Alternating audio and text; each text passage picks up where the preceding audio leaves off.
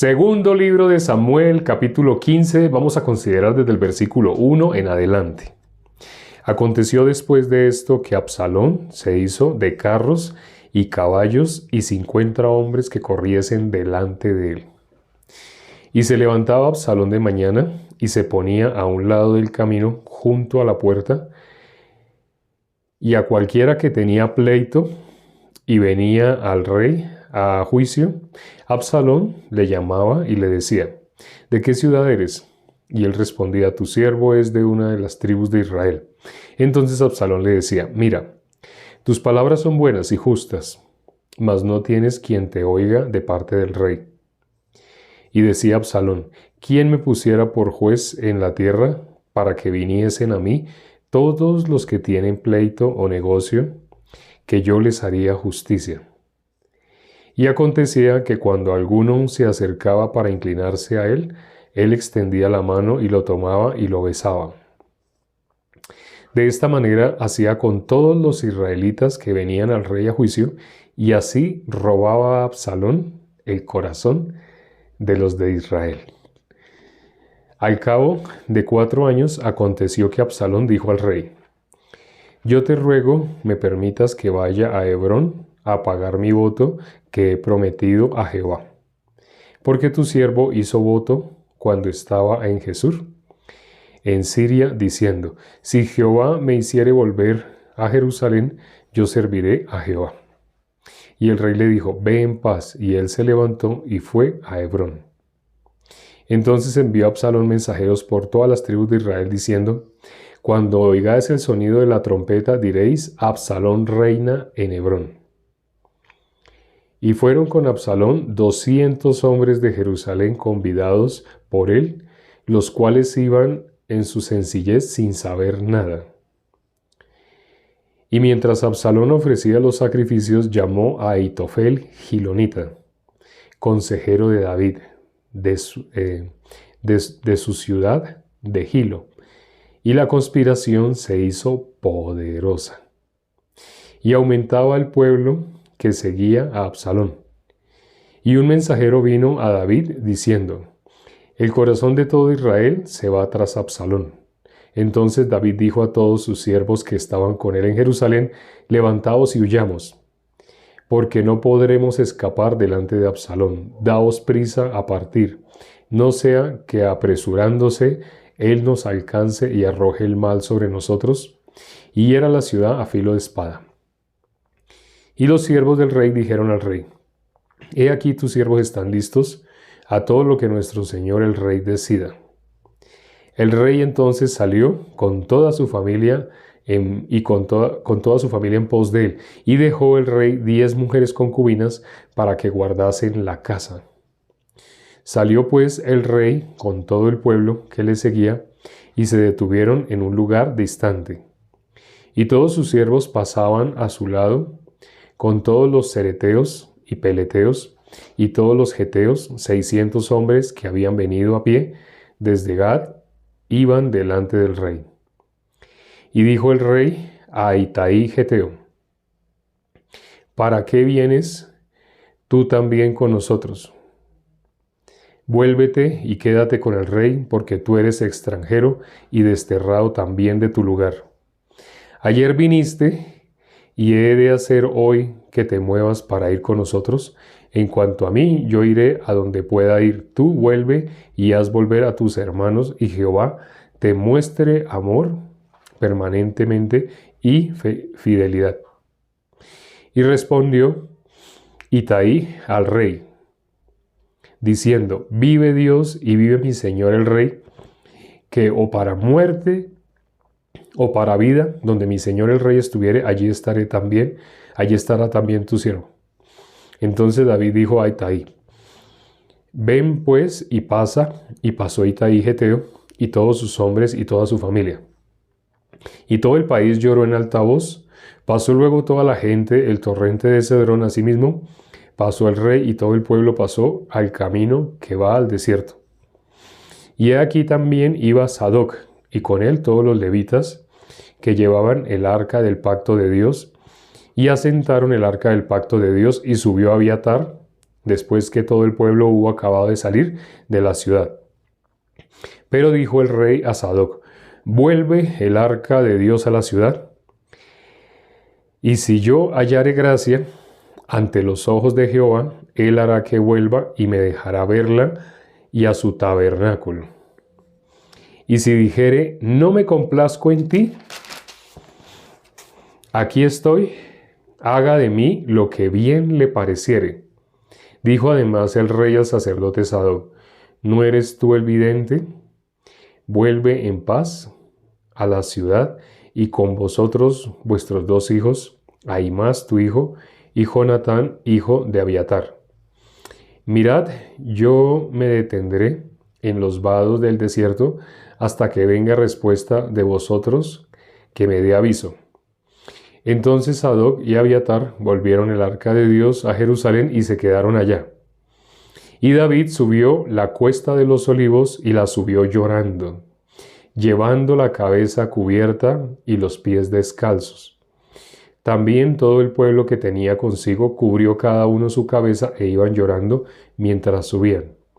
Y dieron aviso a David diciendo: Ahitofel está entre los que conspiraron con Absalón. Entonces dijo David: entorpece ahora, oh Jehová, el consejo de Ahitofel. Cuando David llegó a la cumbre del monte para adorar allí a Dios, he aquí Husai arquita, que le salió al encuentro, rasgado sus vestidos y tierra sobre su cabeza, y le dijo David: si pasares conmigo, me serás carga. Mas si volvieres a la ciudad y dijeres a Absalón: rey, yo seré tu siervo, como hasta aquí he sido siervo de tu padre, así seré ahora siervo tuyo, entonces tú harás nulo el consejo de Ahitofel. No estarán allí contigo los sacerdotes Sadoc y Abiatar, por tanto, todo lo que oyeres en la casa del rey, se lo comunicarás a los sacerdotes Sadoc y Abiatar. Y he aquí que están con ellos sus 2 hijos, Ahimaas, el de Sadoc, y Jonatán, el de Abiatar. Por medio de ellos me enviaréis aviso de todo lo que oyereis. Así vino Husai, amigo de David, a la ciudad, y Absalón entró en Jerusalén. Leímos hasta el versículo 37. Ese capítulo es muy bonito. Bueno, porque aparece Husai arquita. Aparece el amigo de David. ¿En qué momento aparece exactamente? Apareció en un momento especial. David estaba llorando, estaba en una gran angustia. Así como lo vimos en el capítulo 30, en este caso estaba llorando, pero en este caso había dolor, había un gran dolor. Porque era su mismo hijo quien le quería dar golpe de estado. Su mismo hijo quería matar a su papá. Entonces, porque bueno, cuando alguien da golpe de estado, primero que todo tiene que matar al rey. Tiene que hacer eso, tiene que matar al rey para esa persona poder reinar. Entonces, en el corazón de Absalón se había anidado mucho algo. Se había anidado sí mismo. Absalón había crecido en amor propio. Cada vez era más grande. Ayer vimos un versículo, ¿no? El versículo 25. Vamos a leer nuevamente el versículo 25 del capítulo 14, capítulo de ayer. Dice el versículo 25: y no había en todo Israel ninguno tan alabado por su hermosura como Absalón. Desde la planta de su pie hasta su coronilla no había en él defecto. Este versículo describe cómo estaba él de ensimismado. Él se amaba mucho. Estaba lleno de amor propio. Es el ejemplo de la exageración del amor propio. El amor propio, lo contrario a niéguese a sí mismo, el amor propio, donde lo podemos ver en su pura expresión, en Satanás. En Satanás. Ese es el pecado. El pecado que cometió Satanás fue querer ser igual a Dios. ¿Cuánto amor propio tenía Satanás para llegar a querer dar ese golpe de estado a Dios? Aquí Absalón era muy hermoso. ¿Qué dice la Biblia de Satanás? También dice, en la Biblia dice de Satanás lo mismo. Dice algo muy similar. Dice que era muy hermoso. Vamos a mirar Ezequiel capítulo 28. Ezequiel capítulo 28. Y bueno, en varias partes aparece el corazón de Satanás. En el capítulo 28 dice en el versículo 13, en Edén, en el huerto de Dios, estuviste, de toda piedra preciosa era tu vestidura, de cornerina, topacio, jaspe, crisólito, berilio y ónice, de zafiro, carbunclo, esmeralda y oro. Los príncipes de tus los primores de tus tamboriles y flautas estuvieron preparados para ti en el día de tu creación. Tú, querubín grande protector, yo te puse en el santo monte de Dios. Allí estuviste, en medio de las piedras de fuego te paseabas. Perfecto eras en todos tus caminos. Desde el día que fuiste creado hasta que se halló en ti maldad. ¿Cómo dice? Dice, perfecto eras en todos tus caminos, desde el día que fuiste creado. Entonces está hablando de Satanás. Bueno, para quienes no sabían, hoy se acaban de enterar algo. Desde el día que fuiste creado. Así dice, ¿no? Esa frase. Desde el día que fuiste creado. Hay personas que han preguntado sobre el origen de Satanás.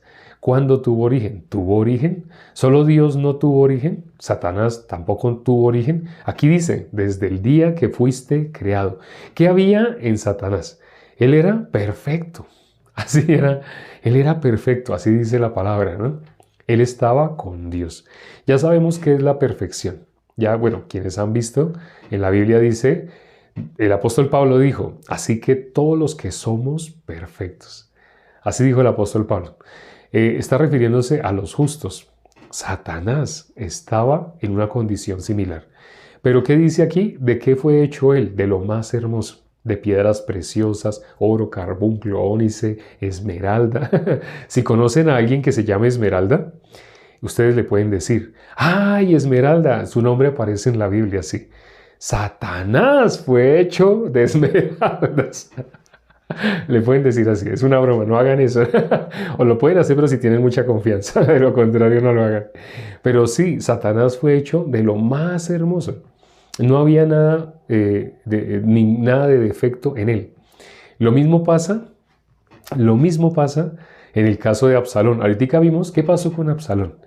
Dice que no había nadie más alabado por su hermosura que Absalón. Y eso leímos solamente el versículo 25.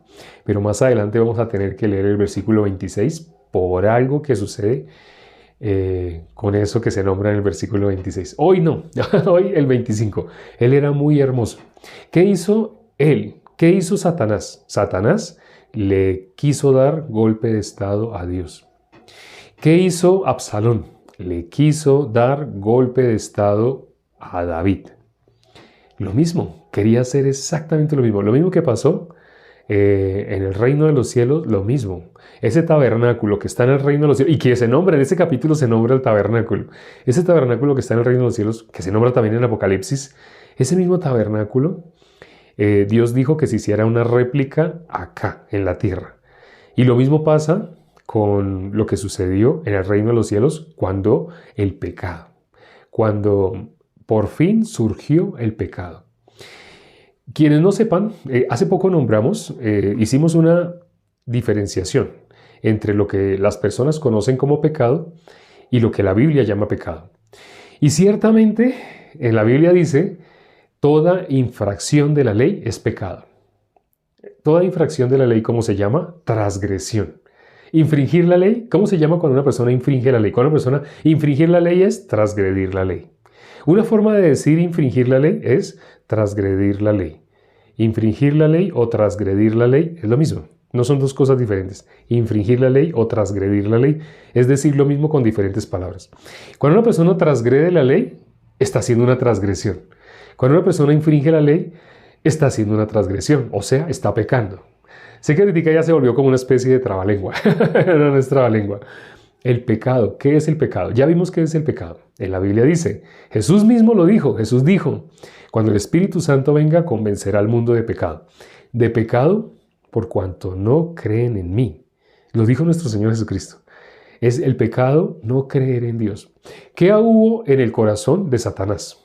¿Qué hubo en el corazón de Satanás? Él se ensoberbeció por su hermosura. Lo que era de Dios, lo que Dios le había dado, él lo tomó como si fuera suyo propio. Al tomarlo de Dios como suyo propio, en ese momento, ya el corazón de él, ¿a quién se quiso hacer igual? A Dios. El mismo corazón que recibió, que Satanás, que se generó dentro de Satanás, ese mismo corazón quiso transmitir al ser humano.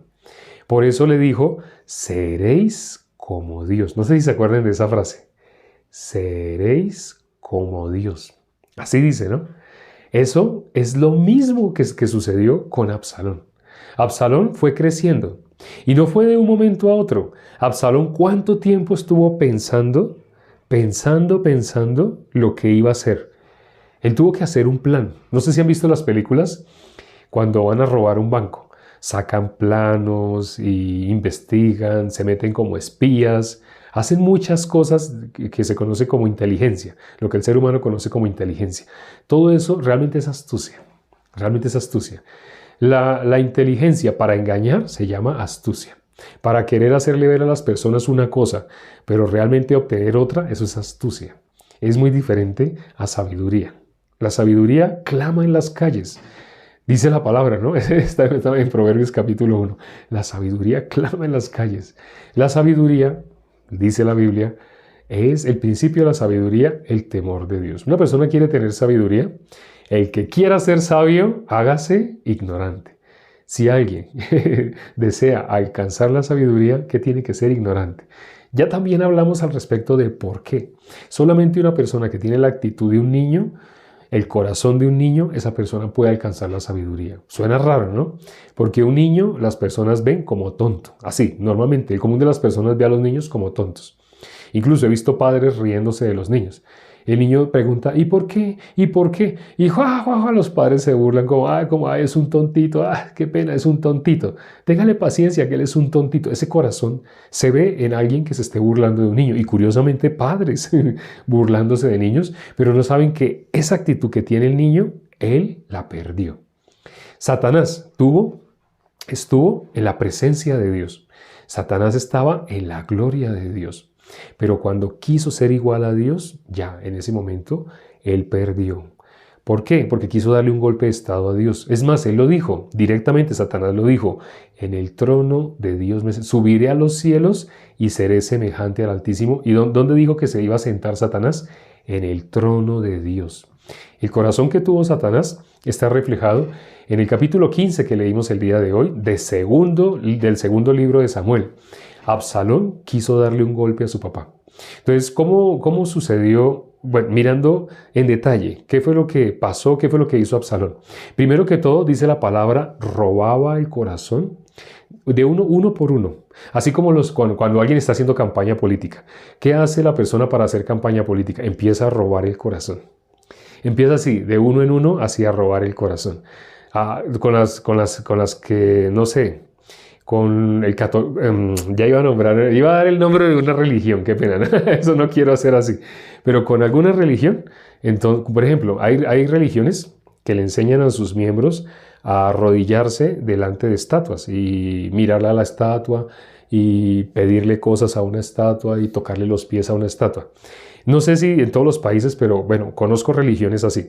Entonces, personas de religiones así, un político que sabe que, digamos, en alguna ciudad hay muchas personas de una religión así, ¿y sabe qué hace ese político? Llega a esa ciudad, busca al principal de esa ciudad, le ofrece beneficios para que lo presente delante de todos los miembros y él también va y se arrodilla delante de una estatua, le toca los pies y así pone esa cara así como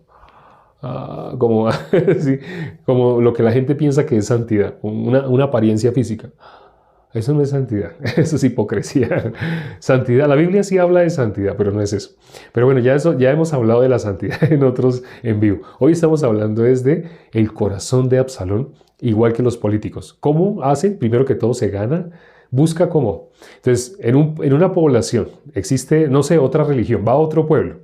Y en ese otro pueblo existe una religión de personas donde se ve como más espiritual el que más se sacrifique. Entonces hay religiones que entra una persona y se arrodilla y ora, se arrodilla al frente de una silla y dura ahí inclinado contra la silla y dura ahí inclinado encima de la silla 1 hora, 2 horas. Entonces, en esa religión, ¿quién se ve más espiritual? El que lo logre superar a él. Y le preguntan, ¿cuánto tiempo lleva? No, él llegó a las 9, ya son las 12, lleva 3 horas orando. Entonces, realmente eso no es la oración. No es que pero hay religiones que piensan así. Como piensan así, entonces el político que llegue a esos lugares, él también llega y va a remedar. Y cuando él esté arrodillado, entonces tienen que los otros hacer que los demás se paren, que solo él se quede ahí así también, así, así, porque lo van a presentar como también es miembro de esa. El mismo político que fue a otra ciudad a arrodillarse delante de una estatua y a tocarle los pies, cuando sabe que otra ciudad tiene una religión que se arrodillan a orar al frente de una silla y se ponen ahí en la silla y duran mucho tiempo orando, él no va a hacer horas, lo hace 1 minuto, 2 minutos, pero hace que lo graben. Y que no haya, si había alguien ahí en ese templo, en ese salón de culto, así inclinado haciendo lo mismo, lo hacen levantar. No, levántese, porque es el presidente. Vamos a aplaudir cuando él termine. Y hace 1 minuto así. Y cuando él se para, todos ¡va! Eso es ganar el corazón. Hace astutamente. Para no decir hipócritamente, suena muy feo, ¿no? Suena muy feo decir hipócritamente. Hace astutamente. La astucia es una especie de inteligencia para engañar. Esa es diferente a la sabiduría, por eso es opuesto, lo opuesto a la sabiduría, la astucia. Ya lo hemos visto más en detalle en otros en vivo. Hace poco, ¿no? Lo vimos más en detalle. ¿Qué hizo Salomón? Hizo eso 1 por 1, 1 por 1 se ganó el corazón. Ya ustedes querían conocer, la Biblia dice, ¿no? Que ¿quién marcha en una guerra sin conocer las condiciones? Sin conocer cuántos soldados tienen allá, cuántos soldados tengo yo. ¿Quién se lanza a una guerra sin hacer esas cuentas? Nadie. Nosotros, dice la Biblia, no desconocemos, ¿cierto? Nosotros tenemos que desconocer nada, que no nos nombren el diablo, que no digan nada del diablo. Así somos nosotros. Si la Biblia dice, no tenemos lucha contra sangre y carne, sino contra principados, potestades, gobernadores en las regiones celestes, gobernadores de maldad en las regiones celestes. Así dice la palabra, ¿no? Ya vimos esa parte también. ¿Por qué? En las regiones celestes. ¿En los cielos? Sí, en los cielos. Dios hizo las aves para que vuelen. ¿Dónde? Dios hizo las aves para que vuelen, pero ¿para que vuelen dónde? En la abierta expansión de los cielos. Pero, o sea, en las regiones celestes, sí, en las regiones celestes. Por eso en la Biblia aparecen las aves a veces como símbolo de enviado de Dios. A veces aparece como Satanás. En el caso de los 4 terrenos, esas aves, ¿quién es? Satanás, que llega y se come la semilla. No siempre, ¿no? Hay ocasiones, por ejemplo, cuando nuestro Señor Jesucristo fue bautizado, el Espíritu Santo bajó en forma corporal como de paloma. Así, entonces no siempre, ¿no? Sí, no siempre, pero las regiones celestes es eso. En este caso, Absalón está tipificando exactamente lo que sucedió en el reino de los cielos, en este capítulo 15. Lo mismo que sucedió en el reino de los cielos cuando Satanás se rebeló, cuando quiso destronar a Dios, cuando puso su corazón como corazón de Dios, lo vemos aquí en Absalón. Él era hermoso. ¿Quién? Satanás y Absalón. Sí, los dos. Tanto en el cielo, hermoso, Satanás. Él era muy, muy hermoso. Así lo dice, lo acabamos de leer, ¿no?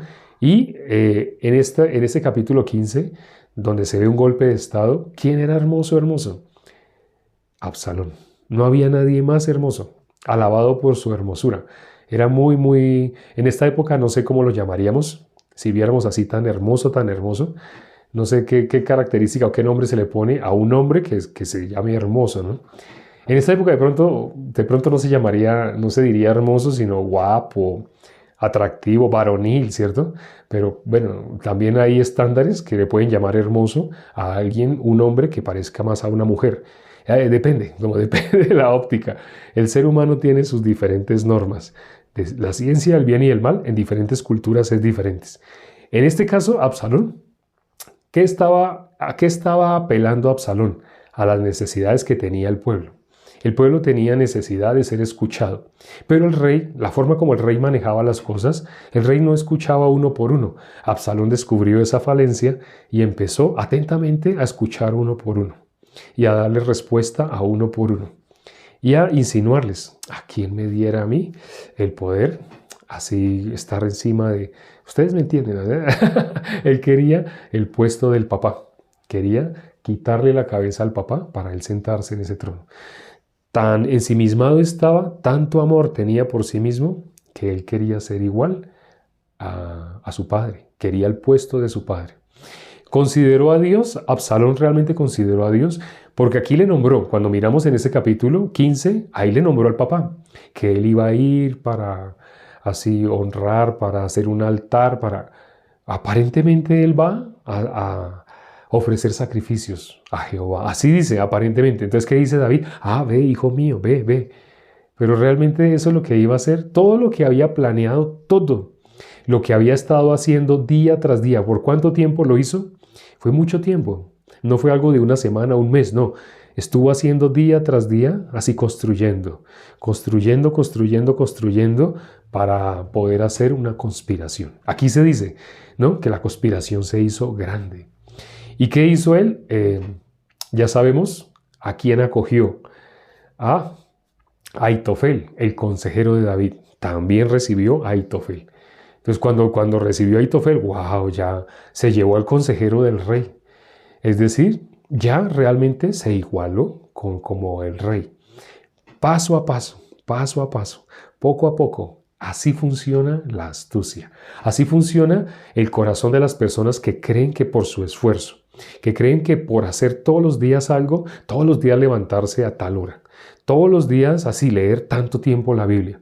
Si la persona piensa que Dios tiene que tener en cuenta eso, esa persona no se da cuenta que está con el mismo corazón de Absalón.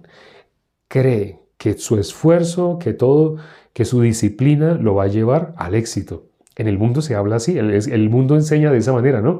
Si tú quieres alcanzar el éxito en cualquier asunto que emprendas, es más, si tú quieres solucionar un problema, poco a poco, ve poco a poco construyendo, poco a poco, cuando te des cuenta, ya habrás solucionado todo el problema. Eso es lo que se enseña, ¿cierto? Eso es astucia. ¿Cuál es la diferencia con la sabiduría? En el caso de David, por ejemplo, lo estaba persiguiendo Saúl. ¿Cómo fue que Dios lo libró? David planeaba así cómo hacer que él se durmiera. David no se preparaba algún polvito, alguna pócima, algún químico para que cuando lo oliera todo el ejército de Saúl se durmieran y quedaran dormidos en un sueño profundo. Ahí miramos cuando se acercaba el ejército de David al ejército de Saúl. Saúl quería destruir a David. ¿Sabe qué hacía Dios con Saúl y con su ejército? Los hacía caer en un sueño profundo. En el caso de David, ¿de quién dependía? ¿De Dios? ¿Dependía de su astucia? No. Pero en el caso de Absalón, dependía de su propia astucia. Él planeó todo. Él hizo. ¿Qué haré para heredar la vida eterna? Pregunta que le hacen muy frecuente a nuestro Señor Jesucristo. ¿Qué haré? Significa, esa persona cree que él puede. Absalón también pensaba igual. No sé si han notado el día de hoy la diferencia más claramente entre la astucia y la sabiduría. La astucia depende de sí mismo. Ese es otro ingrediente de la astucia. Depende de lo que pueda hacer. La persona que pretende justificarse delante de Dios por lo que hace, esa persona está obrando con astucia. Esa persona no se da cuenta lo que está haciendo realmente lo hace delante de Dios. Dios acepta eso que está haciendo. Esas caras que hace la iglesia, ay, así, Dios no mira eso. Dios sabe qué hay en el corazón. Dios está mirando qué hay en el corazón. ¿Cree la obra que hizo Dios para redimir o no cree? Porque Dios ya hizo la obra redentora. Él dijo, vuélvete a mí, que yo ya te redimí. Antes de decir esa frase dice, deshice como niebla tus pecados. El problema entre nosotros y Dios, la barrera que había entre nosotros y Dios, ¿qué era? El pecado. Pero Dios, ¿qué hizo con eso? Ya deshizo. Por eso dice, vuélvete a mí que ya te redimí. Al decir vuélvete a mí que ya te redimí, está diciendo, si tú tienes algo que tú crees que es meritorio para alcanzar la salvación, no sé, tus ayunos o tus largas oraciones o tu forma de ofrendar y diezmar, si tú haces eso con el corazón de querer comprar a Dios, ay no, pero yo no estoy diciendo que quiero comprar, no, pero estás queriendo de alguna manera ganarte el cielo a cambio de algo que tú hagas. Ese es el mismo corazón de los que se acercaban a Jesús y le decían, Maestro bueno, ¿qué haré? Varias personas le dijeron, ¿qué haré para heredar la vida eterna? Un intérprete de la ley en Lucas 10, versículo 25, le dijo, ¿qué haré para heredar la vida eterna? Ese es el corazón de Satanás, el mismo corazón de Absalón. Sutilmente una persona se da cuenta que tiene ese corazón, no se da cuenta. Ese intérprete de la ley se daba cuenta que estaba haciendo igual que Absalón, no se da cuenta, porque es algo para que un engaño sea un engaño. La Biblia dice que Satanás es engañador y es mentiroso y padre de mentira. Cuando habla mentira, de suyo habla, ensimismado, igual que Absalón. Para que un engaño surta efecto, para que Satanás pueda realmente engañar, tienes tú que no darte cuenta. A tu punto de vista tiene que verse, pero esto a Dios le debe agradar. Por más que tú escuches música hermosa, música que te haga sentir así como transportado en el aire, te hace sentir, esa música te hace sentir cosas y te salen lágrimas mientras tú dices, Dios te amo. Créeme, Dios no está mirando nada de eso. Qué pena, lo que estoy diciendo de ti casi aquí a más de uno de pronto lo puede asustar.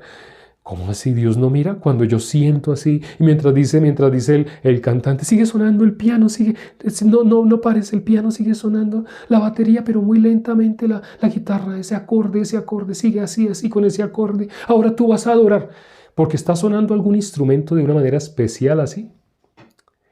Dios no mira nada de eso. Dios no mira lo que tú sientas, nada de eso. Dios mira lo que hay en tu corazón. Si en tu corazón puedes creer que Jesús es el Cordero de Dios que quitó, porque ya quitó, en la Biblia lo dice, en varios pasajes, en las epístolas del apóstol Pedro dice, Jesús terminó con el pecado. Así dice la palabra, Jesús terminó. Si tú lo logras creer, eres justo.